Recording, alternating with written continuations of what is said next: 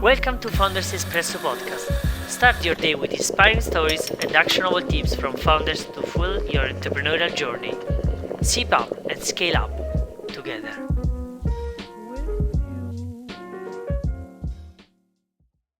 Okay, Niklas, thank you for being here. Thank you. Can you provide me one sentence description of your startup and share your long-term vision for its future? Yeah, sure. So, founder of Klaro, and Klaro is a tool for non-financial people to work with numbers. And our long-term vision for the company is to help the world make better decisions by working better with numbers. I see. Very interesting. Mm. Niklas, how did you start your startup and what was your initial budget? Ooh, so the idea has probably been in my mind for maybe 2 years or so, but we have been operating in earnest for about a year, yeah, I would say. And I see. initial budget was, I didn't necessarily set out with a budget, but we built some initial prototypes, and our initial attempts were, we probably spent a few $1,000s on various things to get it going, but we didn't have a budget as such. Yeah. I see. And how did you identify the problem of your startup? And what also steps did you take to validate that it was worth pursuing? Mm, yeah, awesome question. So I think the larger idea came about me and my business partner. We sold our last company, and as I was in the company that acquired us, I this idea of Klara came frequently to me, where I've seen in my career the power of being able to work with numbers and applying them in your day to day to make a better decision. But that ability to do that is not afforded equally to everybody. Many of the tools available require kind of a technical background or a financial background, and I thought that this is an interesting problem to work on. So I started leaning into that and testing it in small ways, with initially starting with Google Sheet templates, and see if I took away the complexity of structuring your models and making them tasteful, maybe that would take away part of the problems. And that really resonated a lot with people. So I posted on LinkedIn twice, and the first time I got 3,000 comments. The second time I got 7,000 comments. So a lot of people were really interested in these templates, and so that was sort of a little bit of validation that I was onto something. And then as I spoke to these people, many of them, whilst the templates was very helpful, they needed to make some tweaks themselves, and many of them struggled to use the user spreadsheet to make those edits because they were afraid of breaking things, or they straight up didn't know how to do it.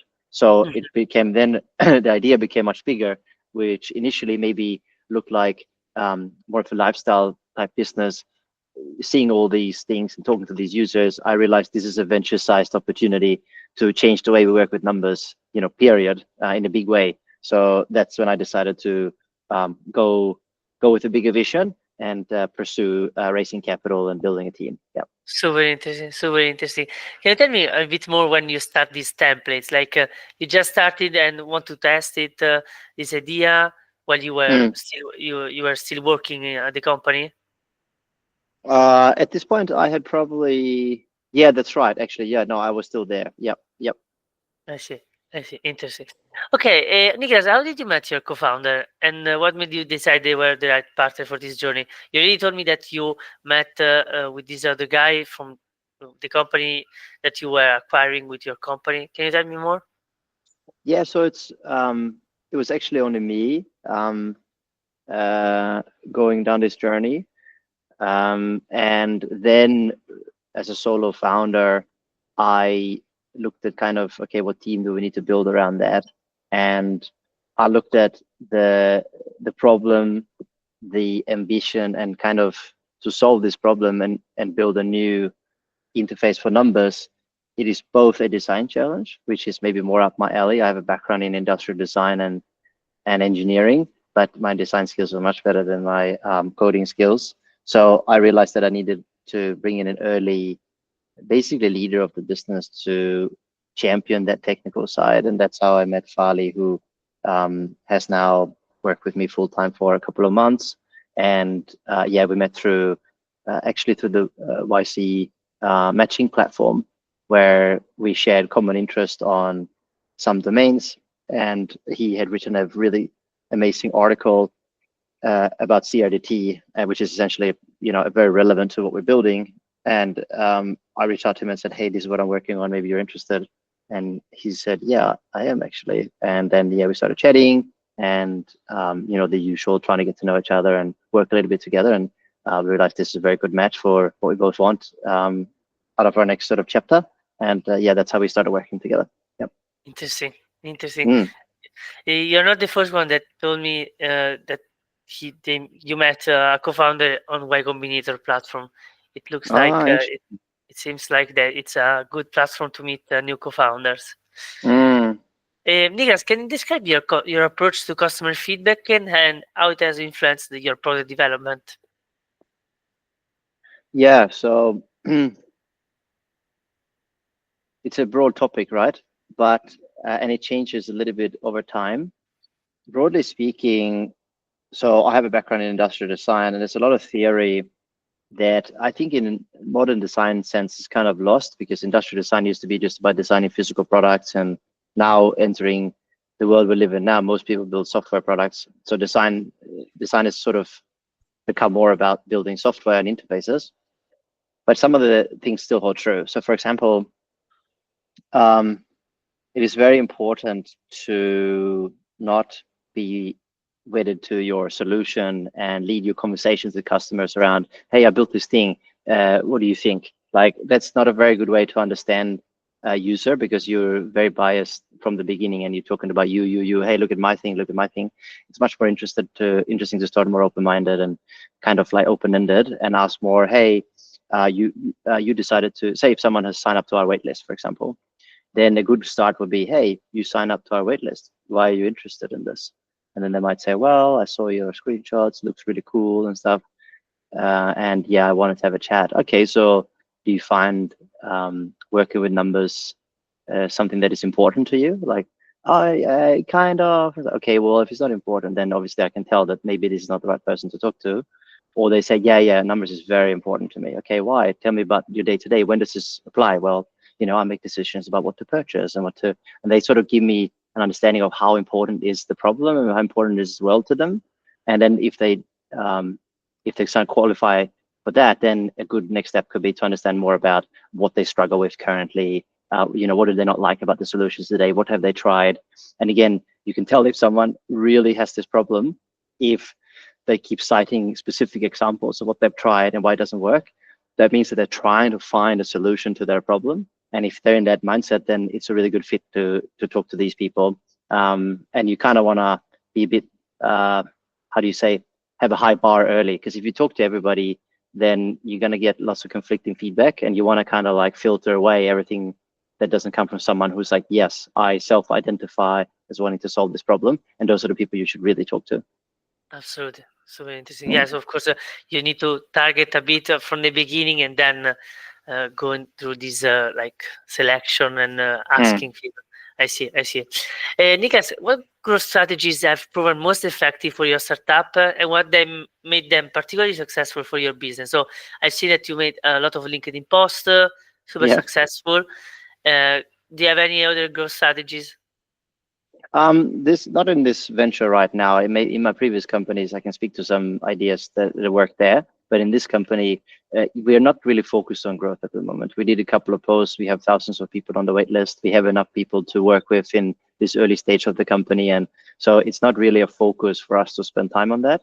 I have a theories on how we can, once that becomes more of a focus, which could be really quick. Let's say we find early users who are loving us really quickly now with the first version of the product, and we want to find 100 more of them or 200 more, then maybe it becomes relevant very quickly. But I think, yeah, LinkedIn has been very successful for outreach and studying the LinkedIn algorithm, how it works and stuff. I think LinkedIn is at a good spot now where you can still get a lot of organic reach on it. So that's a really good tactic.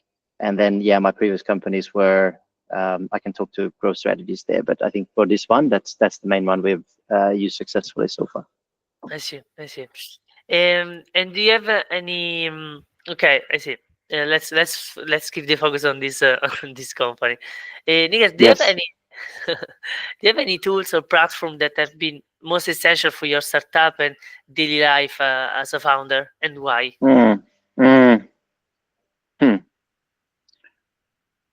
Mm, yeah, so we talked about LinkedIn. LinkedIn is a good source to find, firstly, what's most important early on as a company? Well, is to identify a problem that has a big, like, that is important to people and find those people. I think LinkedIn is obviously very helpful for that.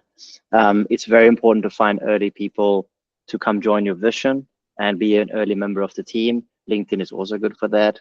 So I think, yeah, LinkedIn is like a very essential tool early on to impact like the two most important things, which is customer and team.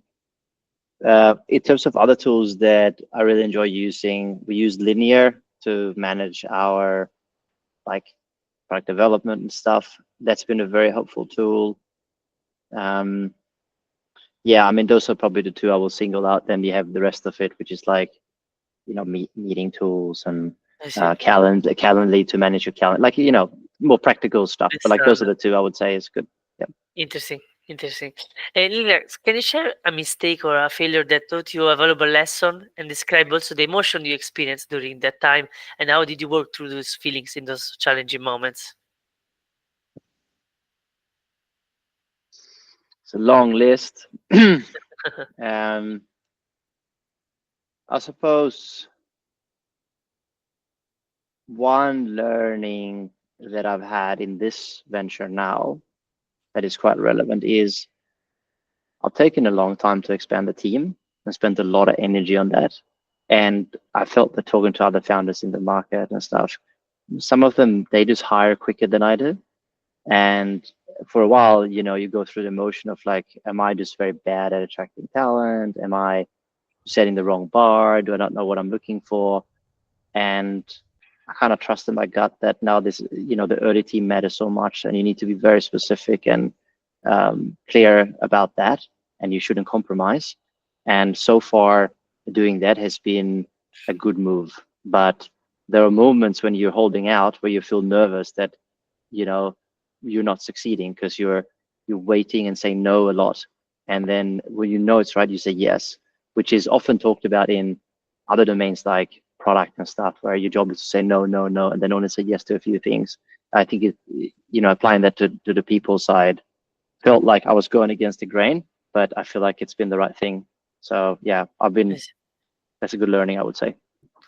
I see, and I see totally your point, because the first 10, 20 team members are so crucial for the long Mm, term of the company, that I totally agree with your vision. It's better to wait a little bit, or suffer a little bit more in the short time, in the short mm, long period, rather than wait and have a long-term successful company with a group of people that is in synergy. So mm, I totally agree.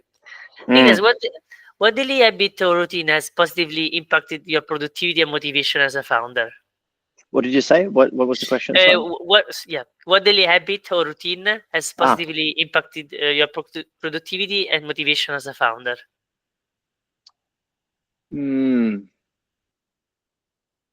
okay. There's a bit of standard stuff, but it holds true. Mm, the founder journey or early startup journey for anyone, it's very emotionally challenging, right? Your highest highs are really high, your lowest lows feel quite low, and the reality is the truth is always in between. Like, your highest high is never that good, and your lowest low is never that bad. It's always a little bit in the middle. But it's very hard to remember that, and to kind of engineer yourself to do well for that. I think there are very basic things and the habits that you can do, such as ensuring that you get good sleep, ensuring that you eat good things, ensuring that you work out, and ensuring that you have time mentally to recharge. I like meditating quite a bit. And also, there are other ways I kind of like make sure that I mentally recharge. And whenever I am in a bad spot mentally, it's always because I forgot most likely two of these things. And then I look back and go, I haven't slept very much this week. Or I haven't really had any time for myself. So I haven't really had mental capacity to, offload and recharge in that way. So yeah, doing those habitually is very important. So I would say that's key. I, Another one could be, I'm married to a beautiful wife who I love very much, and doing a startup requires a lot of time, and I make a deliberate choice to she gets my first hour. She might not always get most hours in the week, but she gets my first and most valuable hour. So I always make sure I plan time for her, and that makes me feel less stressed too, because I'm there for her in ways that she appreciates. So I think that's for someone who's married or has family. Plan that time first, and it might not have to be lots and lots of time, but as long as you plan it first and make it a priority, that's also a very good habit. I see. I see. I totally agree in this kind of and also a lot of founders told me this story of like keep your balance. Even like it's difficult because this kind of job is not balanced at all. It's it's Yeah, no, so so it's kind of a athletic situation. But yeah, yeah. it's very true. Like you need to be balanced, and also I like this kind of reflection that you have. Okay, well, as soon as you are in a low spot, you're starting to reflect and say, okay, maybe I skip one or two of these standard action that and routine that keep me motivated and balanced. I see. Mm, mm. Yes, Um, yes. Niklas, when facing uncertainty, how do you make crucial decisions for your startup? Are there any specific frameworks or guiding principles that help you navigate these moments? Mm, yeah, so it's actually our company is values led, meaning that we are intentional about the values we have from the beginning. So we have three values as a company, and the first value is what we call mindful intentions, which is when we do something, we know why we're doing it. We check ourselves emotionally, we check ourselves like broadly, and we have to be able to articulate why we're doing something. And if we can't articulate why we're doing something, then why we're doing it. We're not here to just do things without thinking of why we're doing them.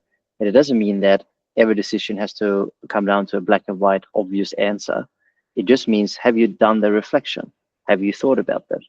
And when important decisions come in the company, then I reflect, and perhaps sometimes you're not clear on why you're doing something, then don't do it. Sleep on it, wait, spend more time trying to work out why.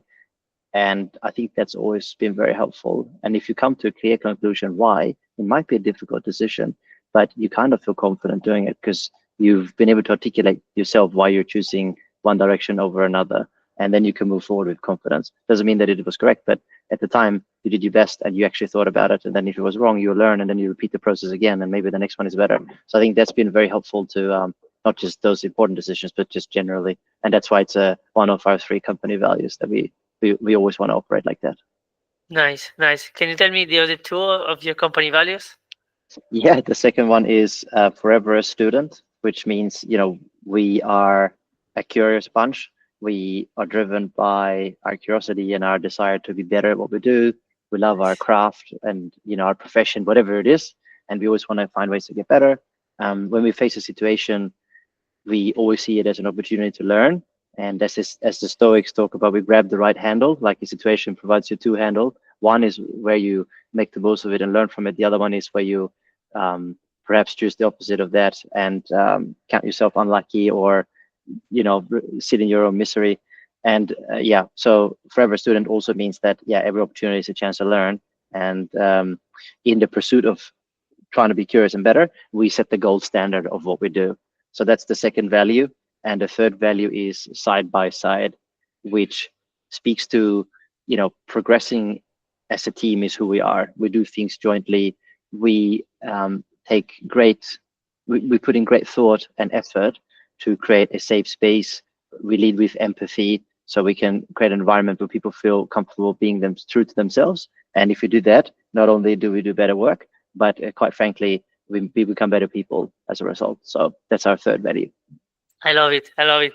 Mm, It's super cool, and also very from my experience, very rare to have already a startup with pillars and clear values. And Mm. I think it's super important because it's one of the challenges that I've seen in startup in later stage. It's Mm-hmm. like one of the first challenges, like creating these company values,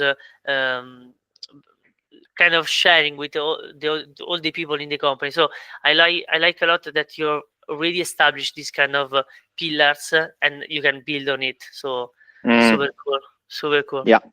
Yep.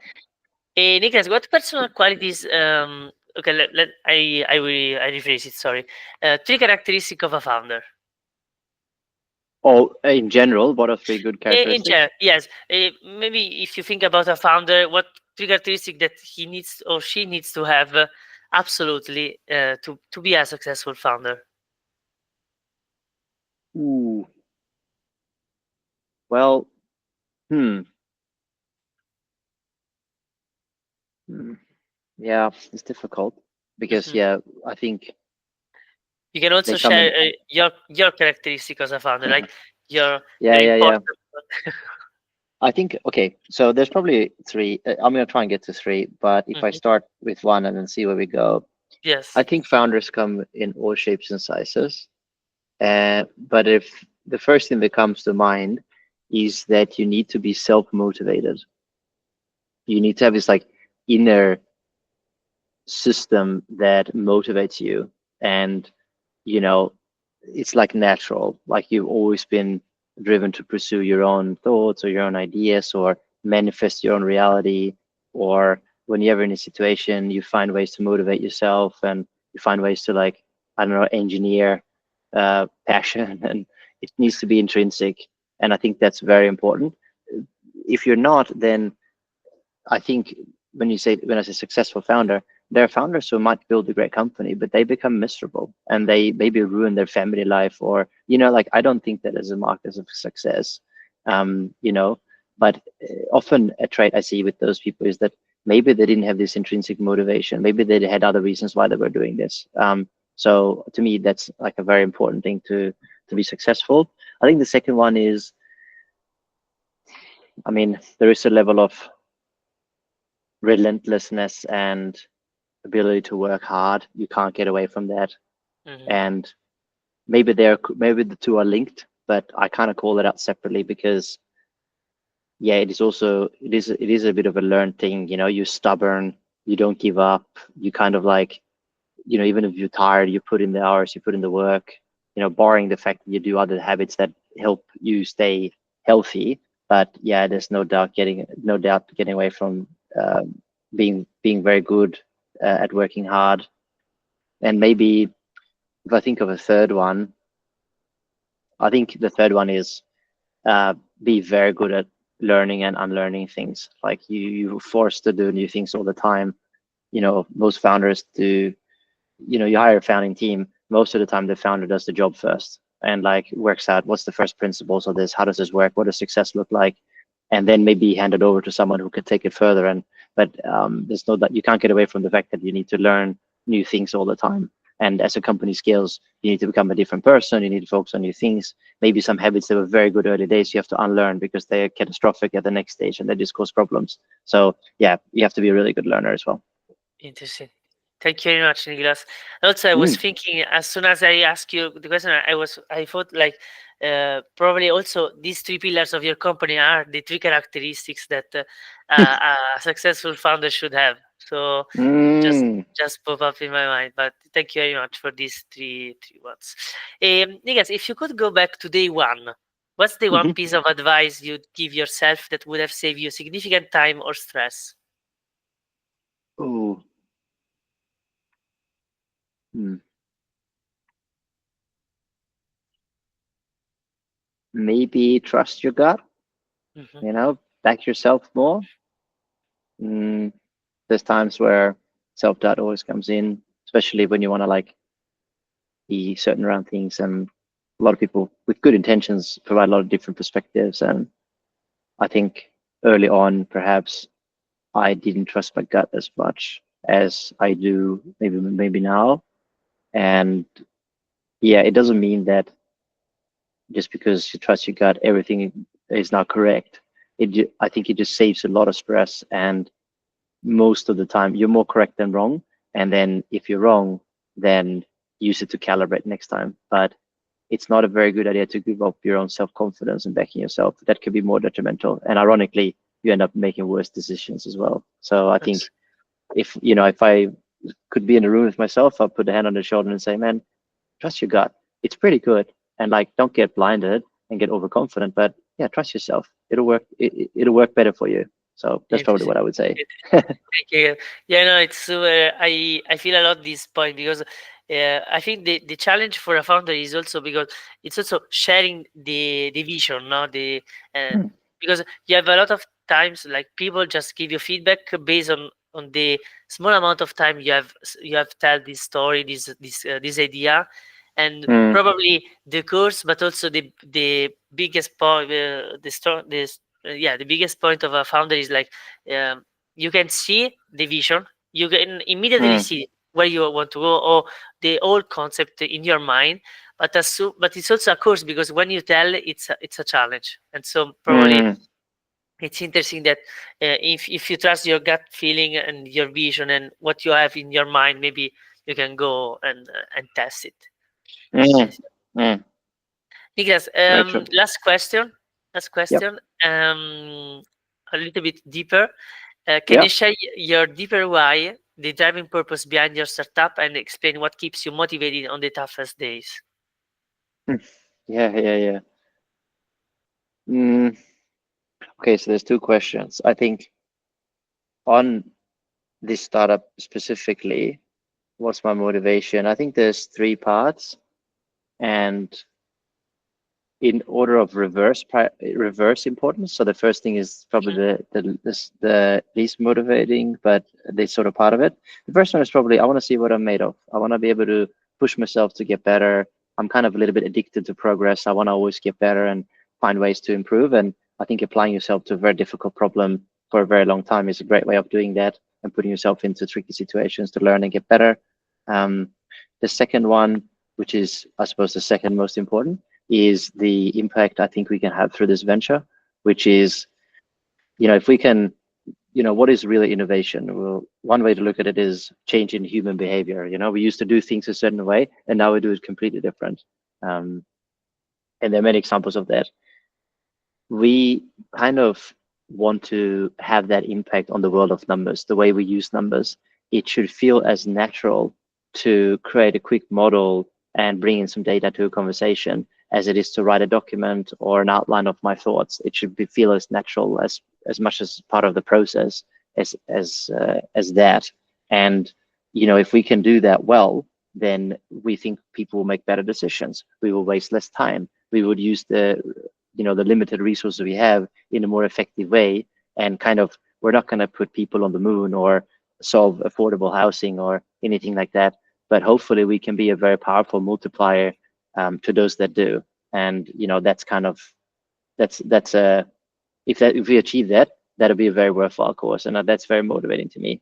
And I suppose the third one, which I think is the most important one, is I want to be a place where people do their greatest work and where they become really, really good people.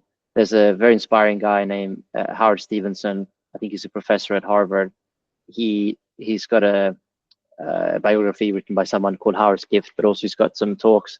And in one of the talks, he talks about impact, and he's been quite successful. And people ask, why this, why that, and he says that don't focus on the splash, focus on the ripples. The splash is the immediate effect of what you do, and that could be the immediate impact of the business and whatnot, and you focus a lot on that. But the ripples of what you do, they actually create more impact. So for example, all the people that come through our doors that work super hard, apply themselves to this problem, hopefully through that process and as a result of our strong values, they develop as people, and what they go on and do after that, like the ripples of that and the kind of impact we had on them, I think is going to be even more impactful than our immediate sort of impact from the venture. And to me, that is super motivating. I want to really spend a lot of effort and time to make sure that we create an environment like that here. And having an ambitious vision, having a difficult problem, having great values are all really important ingredients for creating an environment like that. Yeah. Amazing, super inspiring, Niklas. Hmm. Super, super inspiring. Thank you very much. Thank you very much. Well, it was the last question, Niklas. Thank you very much for your time. And Awesome. In this vision, please reach out to me. Love to talk to you. so, thank you, Niklas. Have a wonderful Thanks. day. Ciao, ciao. Ciao.